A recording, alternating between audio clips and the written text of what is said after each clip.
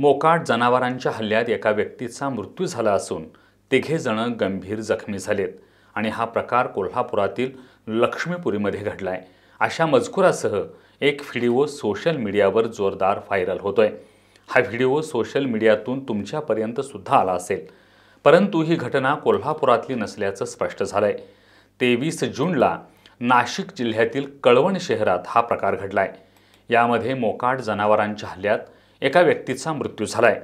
मोकाट जनावरांच्या हल्ल्याचा हा व्हिडिओ कोल्हापुरातला नसला तरी कोल्हापूर शहराला मोकाट जनावरांचा रस्त्यावरचा मुक्त वावर चिंता वाढवणारा आहे।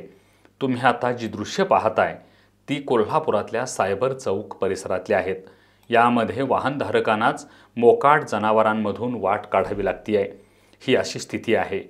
कळवण शहरातील पुनरावृत्ती कोल्हापुरात होऊ नये यासाठी दक्षता घेणं गरजेचं आहे।